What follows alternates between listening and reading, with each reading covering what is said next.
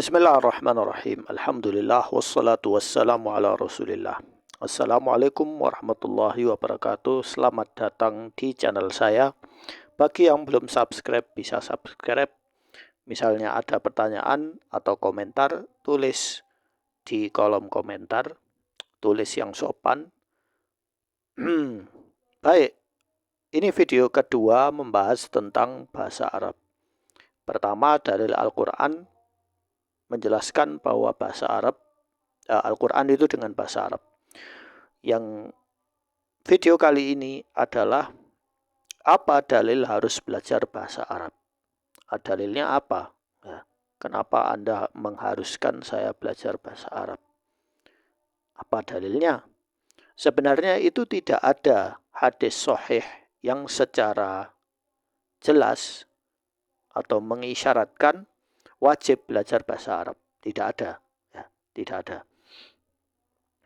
Jadi yang ada itu hadis atau asar dari Umar. Ya, asar dari Umar. Tapi hadis itu lemah. Menurut sebagian ulama lemah. Karena orang-orang Arab waktu itu mereka sudah paham bahasa Arab. Jadi mereka sudah tiap hari sudah ngerti. Jadi belum ada qawaid waktu itu.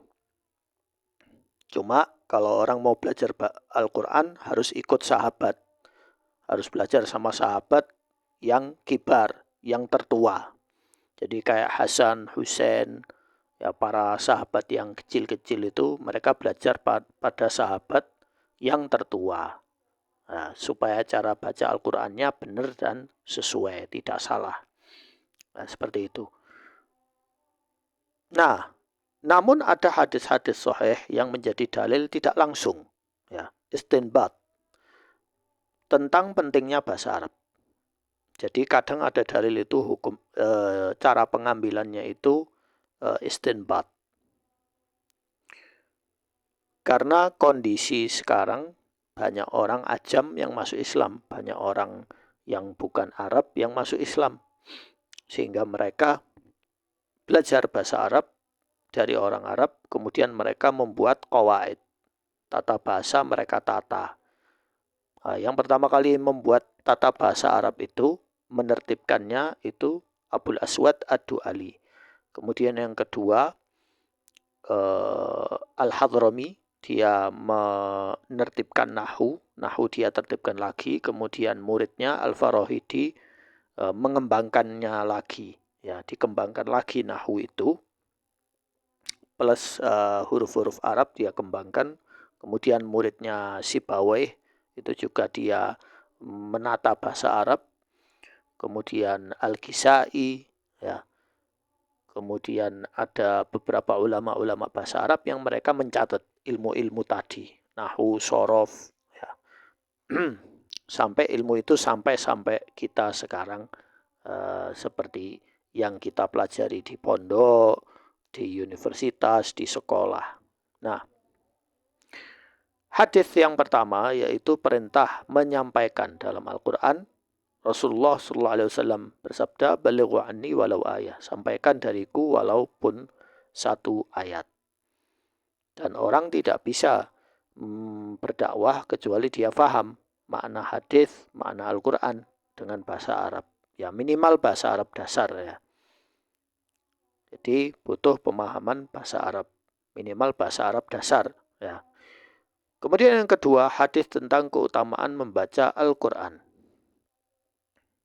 Nah, yang saya sebutkan tadi ya. Khairukum man ta'allama al-Qur'ana wa 'allamahu. Sebaik-baik kalian adalah yang belajar Al-Qur'an dan mengajarkannya. Ya. Jadi belajar Al-Qur'an secara mendalam, meniscayakan memahami bahasa Arabnya. Ya. Pasti harus paham bahasa Arabnya, apa artinya, ya. Kaedah-kaedahnya, hurufnya. Kemudian hadis tentang huruf Al-Qur'an. Barang siapa yang membaca satu huruf dari kitabullah maka baginya satu kebaikan. Hadis ini hasan, ya lumayan hasan ya. Berarti hasan itu di bawahnya sahih. Ya. Secara makna hadis ini betul, ya. Secara matan ini betul. dan sanadnya insya Allah nyambung. Huruf yang dimaksud adalah huruf Arab, huruf Al-Quran.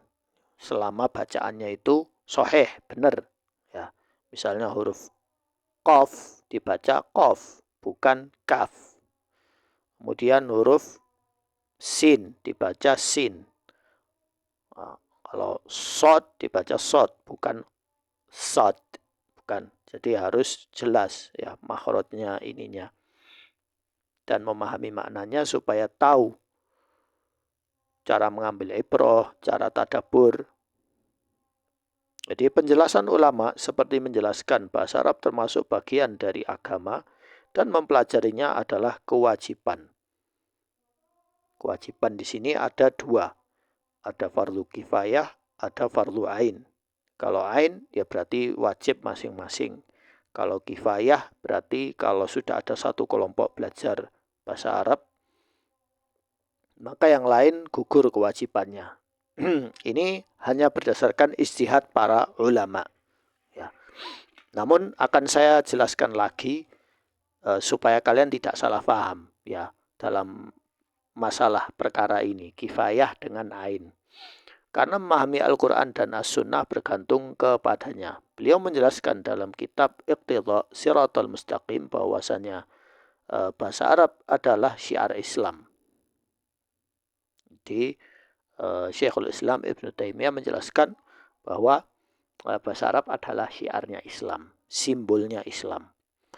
Kesimpulan, tidak ada hadis sahih dengan teks eksplisit wajib belajar bahasa Arab, tetapi secara syar'i belajar bahasa Arab menjadi wajib sesuai kebutuhan,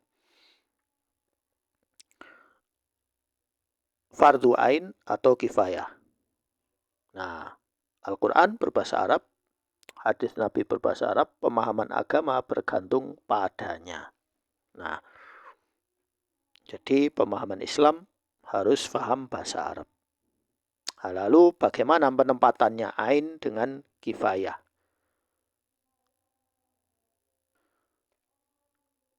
Nah, tentang penempatan ain dengan kifayah, jadi harus dibagi.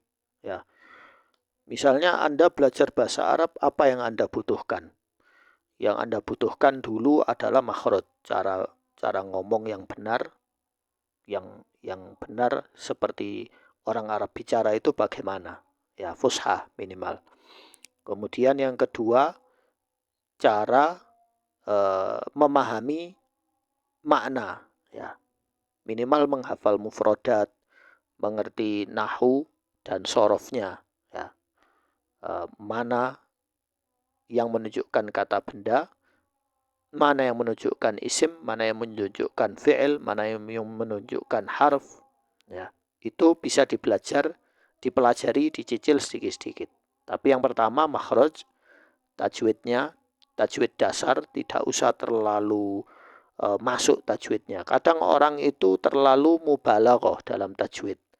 Ya, ini matnya ini terlalu panjang ketika membaca Al-Quran. Ya. Enggak, kita mulai dari dasar yang penting-penting dulu. Nah, nanti yang lain bisa lebih mendalam mempelajarinya. Kemudian memahami cara mengartikan Al-Quran. Ya. Artikan Al-Quran. Kemudian harus paham Al-Quran itu ada ayat-ayat yang mengandung tafsir. Jadi tafsirnya tafsir fiqhi. Ya, kembali penafsirannya Al-Quran menafsirkan Al-Quran. Kemudian Al-Quran ditafsirkan dengan riwayat hadis, riwayat dari para sahabat, athar. Ya, itu juga harus dipelajari. Ya. Intinya orang kalau dia serius belajar Al-Quran, dia akan mendapatkan banyak manfaat dalam hidupnya. Kalau dia belajar bahasa Arab untuk memahami Al-Quran, supaya hidupnya lebih baik, maka itu menjadi fardu ain baginya. Fardu ain baginya. Tapi kalau dia misalnya sudah tidak mampu belajar, misalnya karena faktor usia atau faktor tidak ada kemampuan, ya, maka dia belajar semampunya. Ya, dia tidak berdosa, tetapi dia belajar semampunya. minimal beli Al-Quran yang ada artinya. Ya, pelajari setelah membaca Al-Quran, Anda baca artinya. Anda baca artinya. Minimal tidak bisa beli mushaf yang ada artinya, terjemahannya. Bisa pakai aplikasi di internet. Masing-masing dari kita sudah punya HP, ya, sudah punya HP, bisa buka website Al-Quran plus ada artinya. Kemudian coba buka tafsir Tabari dan lain-lain. Intinya Anda belajar minimal mengartikan berapa ayat dulu, lalu Anda tulis, lalu Anda fahami. Itu sudah bagus. Ya, tidak harus 10 ayat, 5 ayat cukup, 2 ayat cukup. Intinya tiap hari ada yang dipelajari dari makna Al-Quran itu. Ini fardu ain, ya. Bisa jadi fardu ain, bisa jadi fardu kifayah. Fardu kifayah kalau misalnya mempelajari bahasa Arab lebih mendalam tentang balaghah, tentang syair, tentang arut, tentang hal-hal yang lebih berat, ya itu fardu kifayah. Kalau sudah ada berapa orang belajar, ya Anda tidak perlu terlalu mendalami. Tapi yang penting dasar-dasar bahasa Arab itu sudah paham. Seperti Alfiyah, Ajrumiyah. Mulai dari yang ringan-ringan dulu seperti Ajrumiyah. Setelah Ajrumiyah baru masuk Alfiyah, Ibnu Malik. Bisa masuk Imriti dulu. Jadi mulai dari yang ringan-ringan dulu. Jangan terlalu berat. Nanti kalau terlalu berat nanti pusing. Sudah akhirnya tidak belajar bahasa Arab sama sekali, berhenti ya, karena terlalu banyak teori. Enggak, kamu mulai sedikit demi sedikit dulu ya. Sesuai kebutuhanmu. Kalau tidak mampu belajar bahasa Arab karena keterbatasan, maka gunakan aplikasi HP atau komputer. Ya, atau ada pengajian membahas tentang bahasa Arab atau tafsir Al-Quran, datangi ya, datangi itu. Anda bawa buku tulis, Anda tulis ya, supaya Anda paham. Pulang ke rumah, Anda akses lagi, Anda pelajari lagi. Seperti itu. Ya, ini sesuai kemampuan. Tapi kalau memang sakit atau keterbatasan diri, maka sudah tidak ada fardu lagi ya. Jadi dia memang ada masalah dalam mentalnya atau akalnya. Nah, tetapi selama masih hidup, menuntut ilmu, belajar itu tidak berhenti. Ya, tidak ada setelah selesai sekolah atau selesai kuliah berarti tamat sudah. Belajar itu tamat. Istilah belajar tamat itu sudah salah itu. Tapi itu tamat sistem sekolah ya. Tamat sistem sekolah. Dalam Islam tidak ada istilahnya ilmu, belajar ilmu itu dibatasi sampai umur 15 tahun, 20 tahun, tidak ada. Selama kamu masih hidup, belajar semampumu. Ya. Jadi seperti itu. Insya Allah nanti akan saya bahas di video yang berikutnya, apa manfaat kita belajar bahasa Arab. Karena ada orang bertanya pada saya, semua orang sekarang belajar bahasa Inggris, berani bayar mahal untuk bahasa Inggris. Ya. Karena nanti bisa jadi pengusaha, bisa jadi CEO, bisa jadi penerjemah. Ya. Bahasa Arab apa?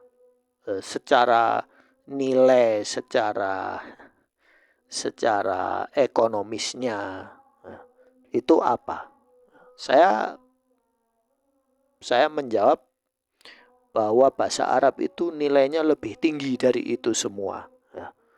Saya jawab bahasa Arab itu nilainya lebih tinggi dari sekedar ekonomi atau uang atau harta benda. Ya.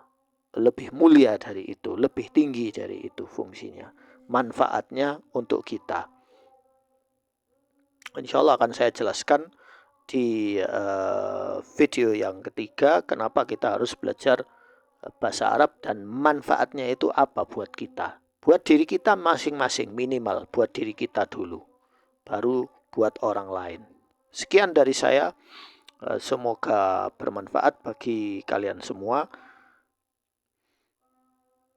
Walhamdulillahirabbil alamin. Wassalamualaikum warahmatullahi wabarakatuh.